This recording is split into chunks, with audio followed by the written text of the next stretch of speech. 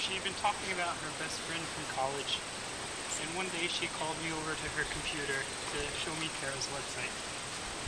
I didn't think of it too much at the time because Kara was on the other coast, but I did immediately notice that she was attractive. I joked with Jen that she should import Kara to our coast. Little did I know that that was the beginning of the journey that leads us to this day, this marriage. Sometimes things work out better than you imagined. One day Kara was visiting Seattle, and I invited Kara and Jen over for dinner at my apartment. I thought I could show off my self-sufficiency and make a good impression on Kara, whom I had never seen in person yet. Shortly before they were supposed to arrive, I realized that I hadn't shaved yet. So I put up my hair in pigtails, and I put shaving cream all over my face. I thought I'd have time because I knew that they'd have to buzz in to get in from downstairs. But I forgot that I'd given Jen a key to the outdoor. So all of a sudden there was a knock at the door. When the girls found out what the situation was, they demanded to come inside. So thankfully the shaving cream hid some of the redness of my face. That first time that Kara saw me. I believe it was our second trip together when we met up at Paul and Jen's wedding. I couldn't stop thinking about Kara. We snuck away whenever we had a moment, and at the end of the evening we took a walk down a quiet New Jersey beach under the stars. Kara's feet were cold, so I had her hop on my back, and we walked along the beach and looked at the stars. It was one of the most romantic memories of my life. Kara, one of the many things I cherish about you is that as you travel through life, you make the world a better place than before you were there. Your constant empathy, compassion, and caring are unmatched. You touch so many hearts, especially yours. I also love the creative way you look at problems. Like when we were playing categories, and you showed off your internet meme knowledge. The letter was in, and the category was things in a refrigerator. When you read your answer, Noms thought it was hysterical. Sometimes I feel like you're one step ahead of me, and when I catch up, I see your wisdom and appreciate that we're working together on our future. There was a time when we planted tomatoes in the backyard in San Francisco, and I had high hopes for her to get some juicy heirloom tomatoes. I even posted pictures on Facebook of our burgeoning tomato empire. After weeks of waiting and watering, we had a few yellow flowers, and then the San Francisco summer chill started. All the plants started to die, and we didn't get a single tomato. I remember how you were worried about how I felt. You tried to console me because you knew I would be disappointed. Thank you for looking after me, like you always do. Kara, I appreciate how our relationship blossoms, and how we face challenges together and always end up stronger. As we went through this crazy process known as wedding preparation, there were a few aha moments where the weight of the wedding day and its implications set in. One such moment was when I thought, we're going to be a family. And I was filled with such a joy at the thought of our new family. Kara, I love you. Love is hugs. Love is warm naps. Love is picking fruit off a tree and eating it together. Love is walking through the woods hand in hand. Love is biking together. Love is watching Netflix when you're tired. And love is doing the dishes without being asked. Love is talking late into the night. I think our marriage will be successful because over the years I've discovered that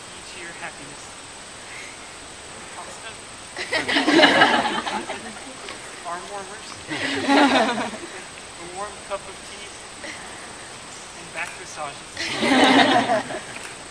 I promise to make sure these are in abundant supply. I am indebted to you. As you know, I've been working hard to study character animation. Your love and support were there when I needed you to achieve my goals. I can't express how thankful I am to have you, and I promise to support you as you achieve your goals. Madeline L'Engle once wrote, "It takes a lifetime to learn another person." I'm looking forward to spending this lifetime with you. I adore you. Today, I choose you for my wife.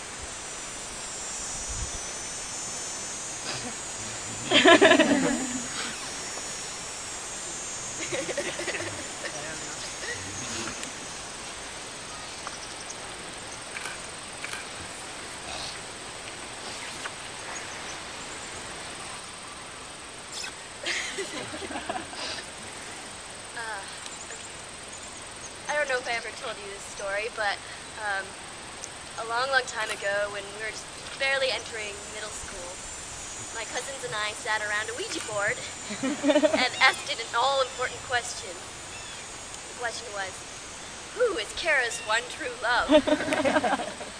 It cryptically responded with the letters NST, later explaining that this was shorthand for not someone typical. Well, I've dated a number of men since then, and they all certainly had their share of atypical qualities, but none of them exhibited the unusual combination of traits that I was looking for. Then I met you. Scott, most people who meet you get the sense you're a solid guy, dependable, diplomatic, and hardworking. Your closer friends know you to be slow to anger, but quick to laugh, reflective, and when you're in good spirits, absolutely hilarious. The fact is, you have a host of very, very wonderful qualities. But the ones that have always stood out to me were your incredible courage and conviction. Conviction in that once you commit to something, you always follow through. Courage that you're willing to commit to the scariest of prospects. For instance, marrying a self-professed perfectionist, a dreamer, a master of unrealistic expectations. And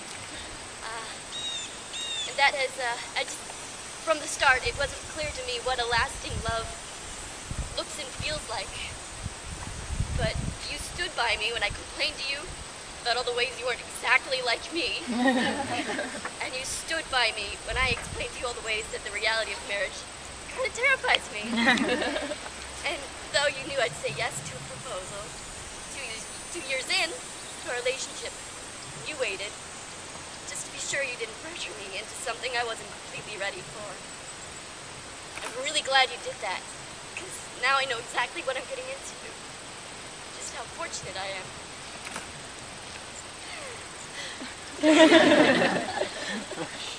Now's the hard part. Scott Douglas, you are not someone typical. I've never met anyone as extraordinarily kind, considerate, and caring as you. Though you are uncommonly driven and dedicated in what you do, you're also the most attentive and devoted companion I could ask for. You are singularly able to make me feel like the most empowered, beautiful woman in the world. I can say you certainly place me among the happiest.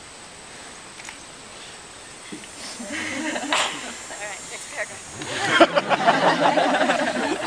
I do not know if our love was written in the stars. I guess I've decided that I don't really care. Because where romantic love is bright but brief, we have built up a lasting life together. And we filled it with ritual kisses before dinner, long walks in the dark, art projects, silly songs, and even sillier nicknames, long embraces in doorways, thoughtful dialogue, and a shared appreciation for human ingenuity. I have daydreamed just about every detail of our future. And I can't wait to meet our children and to share with them the beauty of this world with you by my side. I can't wait to teach them the lesson that you taught me. That love is not a dream that you magically fall into, but what happens after, when two people have the courage to commit and demonstrate that they can follow through in a deliberate and conscious manner. To quote a lyric from my musical, love is marked by a pattern of kindness engraved on the soul. You were the one who showed me what that looks like in action. Scott, no other has acted so courageously on my behalf, and no other could be more deserving of my lasting devotion. I love you, and thank you for being you.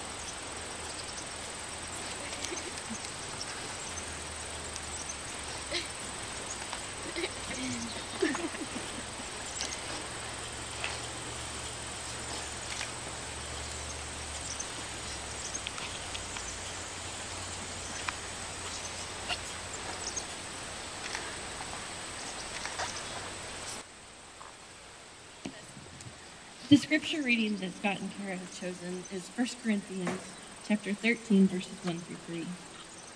If I speak in the tongues of men and of angels, but have not love, I am only a resounding gong or a clanging cymbal.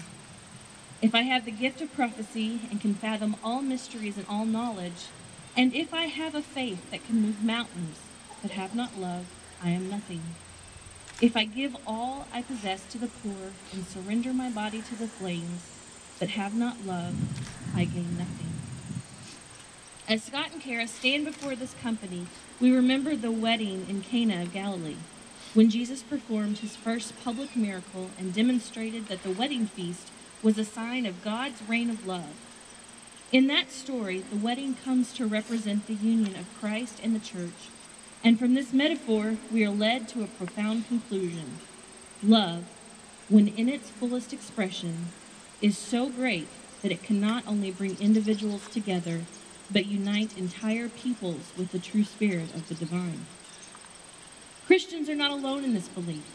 The remarkable power of love is emphasized by virtually every world religion.